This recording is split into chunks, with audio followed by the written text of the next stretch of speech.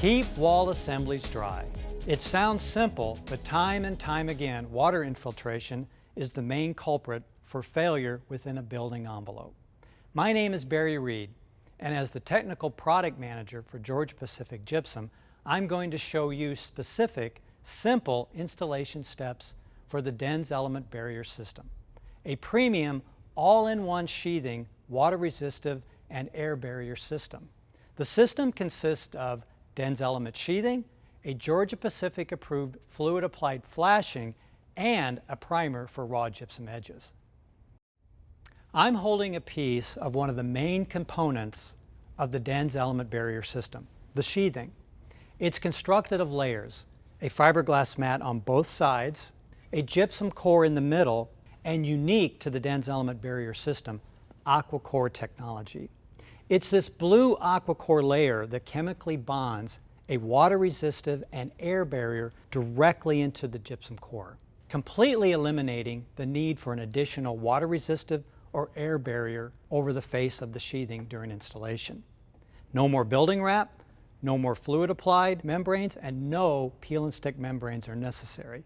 What was once a three-step installation process has now become a two-step process with the DensElement barrier system, saving your crew time and ultimately putting money back in your pocket.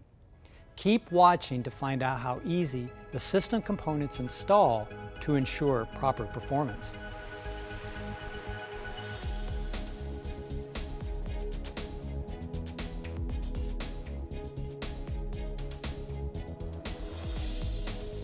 Every seam, opening, and penetration causes potential for moisture intrusion. The DensElement barrier system is complete only with tested and Georgia-Pacific approved liquid flashing. We're using Proseco R-Guard Fast Flash liquid membrane and our approved primer for rough edges. Before starting any construction project, make sure you're thinking safety first. Always wear eye and skin protection.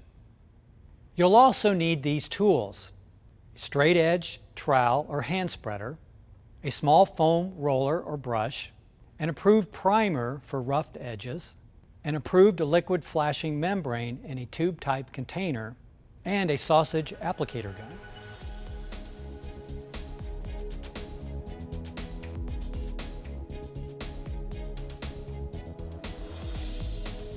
Once the DensElement sheathing has been installed per Georgia-Pacific installation instructions, the joints between each panel need to be sealed.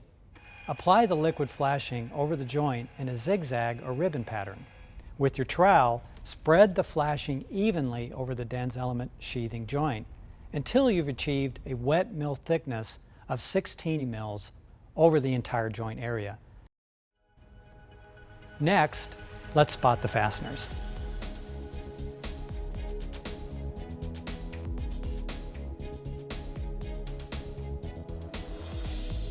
The DensElement sheathing here was attached to the framing using typical exterior gypsum sheathing fasteners.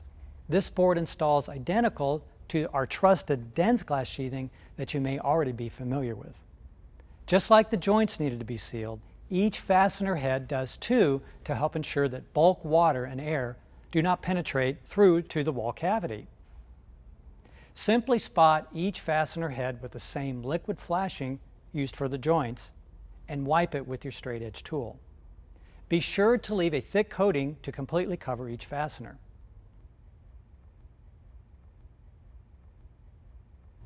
Now, what about vertical corners?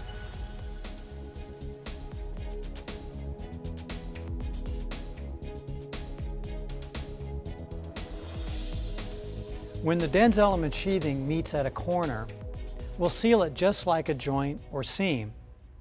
If this was an outside corner, there's potential for a rough edge, which simply means that the gypsum core is exposed. Like any other gypsum sheathing, that rough edge will need to be primed before the approved flashing is applied. Apply your liquid flashing over each side of the corner in a zigzag or ribbon pattern. This should be done whether the corner is an inside or an outside corner. Just like joints, use your trowel to spread the flashing evenly over the corner. so you achieve a wet mill thickness of 16 mils over the corner area. Next, let's look at other rough openings like windows and doors.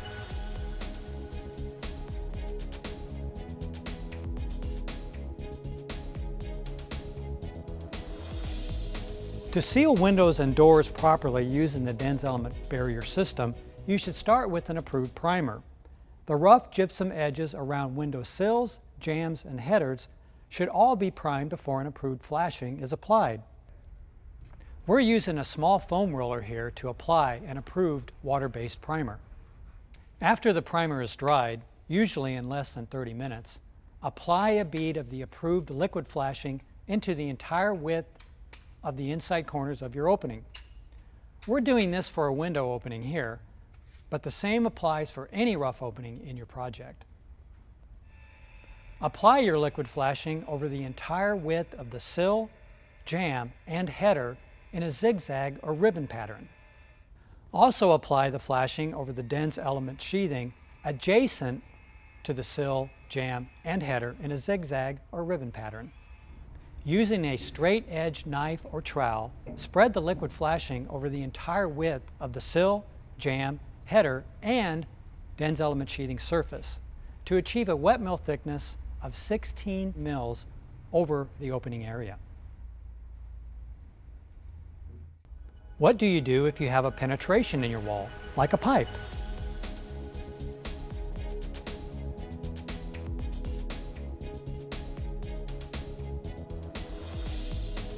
Pipes, electrical boxes, and other penetrations should be properly sealed to ensure that the DensElement barrier system continues to keep bulk water out of the wall cavity. If there is a gap between the sheathing and the pipe, install a backer rod to form a back dam.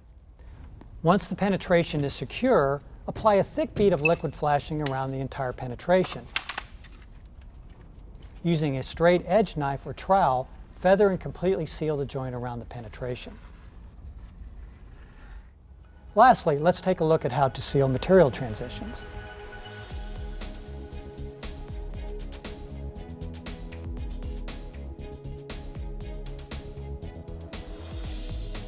When the DensElement sheathing meets a new material in your wall construction, you may be left with a slight gap that needs to be sealed. Here you'll see we have a slight gap, but not larger than 1/8 inch. If it's necessary, prime the adjacent materials with primer per the manufacturer's recommendations. After the primer has dried, usually in less than 30 minutes, apply your liquid flashing over the material transition joint in a zigzag or ribbon pattern. With your trowel, spread the flashing evenly over the DensElement sheathing joint until you've achieved a wet mill thickness of 16 mils over the entire material transition joint area.